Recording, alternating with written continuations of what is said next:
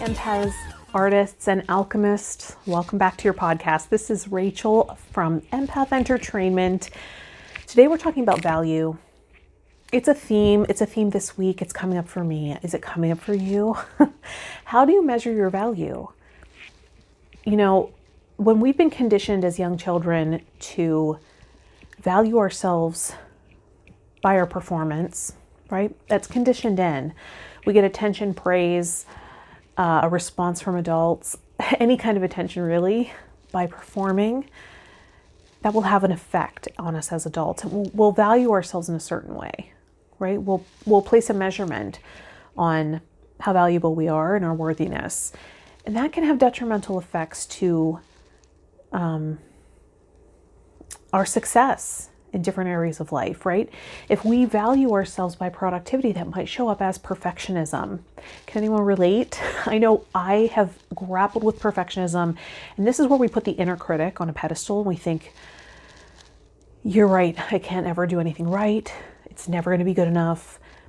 And that will have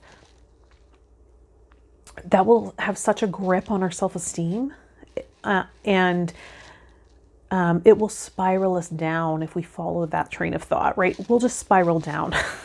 There's no bottom to that. It's not a great way of being, and it will paralyze us in fear. We will never move forward.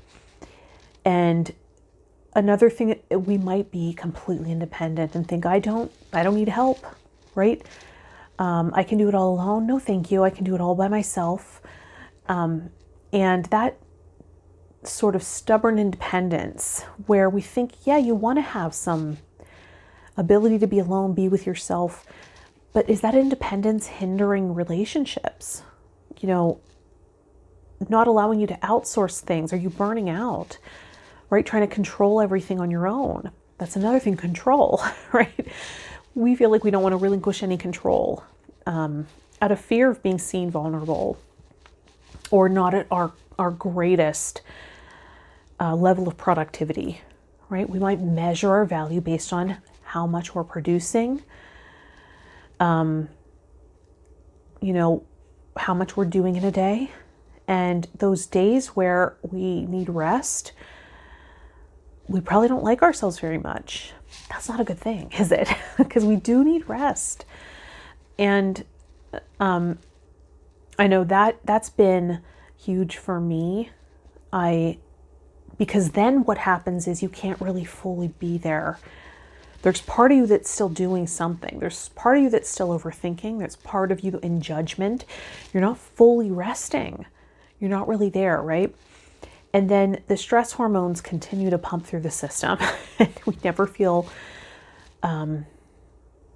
fully relaxed, fully supported by life, by our relationships. And we don't even feel like we're on our side. And that's a problem. So how are you measuring your value? You know, there's this idea that language has an impact, doesn't it? The way we word things, the words that we use, the language we use, how we refer to things impacts us.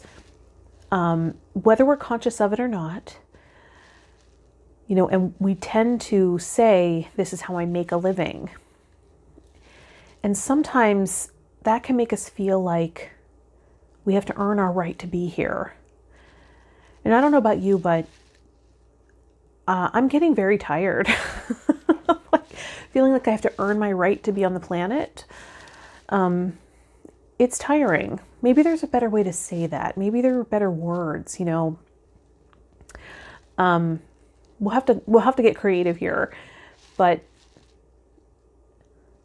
I'm starting to realize that the value I bring isn't really related to my effort. I think I had this erroneous thought for a very long time that, you know, my pay and income equals my effort. And that's not really true. There might be things I'm really effortlessly great at that would bring more value to someone's life, therefore be worth more in the marketplace, right? Here I am struggling to figure out how to work hard enough to make more money, make a decent living, right? Can you relate to that? I feel like a lot of us are grappling with that right now. It's this association. How are we associating value? And I think there's more than one road to getting in touch with that and really defining that. And I think it comes down to self-acceptance. There are going to be things that we're weaker at. There are going to be things that, sure, we could build that muscle more strong, like we could create more strength in certain areas, right? We will have weakness in certain areas. But are we also taking note of our strengths and what we're naturally good at? That counts, that counts. And I think that with the perfectionistic mind, I constantly look at my weaknesses and think this is where I need to grow. And that's what gets my attention and focus. And then I start to devalue myself and not ask for things that I have a right to, right? It's not about worthiness. It's the basic human need. It's basic human right.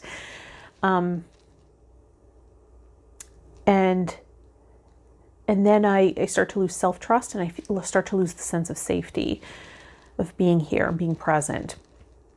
And it's this ongoing cycle. Then there are parts of me that need to dissociate to feel okay. And I'm starting to learn how to build a foundation where I'm taking care of myself. I'm learning to rely on other people who are trustworthy and to speak up for myself and to value myself and to record those things, make note of those things I have strength in and I'm good at and I have a gift for, and maybe other people's positive responses that may have fallen on deaf ears because I wasn't acknowledging my own worth and value. And I think this is a practice we can all do. I recently posted a video on my YouTube channel, Urban Empath, with an exercise about raising our sense of value internally. And I'm, really, really invested in inner alchemy and raising my frequency and just upping my self-care game level by level. So I wanted to share these thoughts with you in this episode and ask you, how are you measuring your value? Do you find that you're falling short? And where are those areas that you can come in with more self-acceptance, unconditional love for yourself, self-compassion, and acknowledge that you don't have to earn your place here on this planet. We're all going through a rough time right now. Particularly sensitives can feel it, right, in the collective. And it can feel overwhelming. And it can feel like we're not doing enough. I'm a light worker, right? I'm a healer. Aren't I supposed to be doing something? Isn't this my time to shine? You take care of others by having stellar self-care first. And I don't want you to forget that you are so precious and valuable, that the frequency you emit is powerful and healing. And we got to care for that, right? That is valid. That is important. And if you are a walking model and example of someone who values themselves, who accepts themselves, that provides healing for other people. So start with you. All right, I'm sending you so much love, precious empath, artist, alchemist. I'll see you in the next one.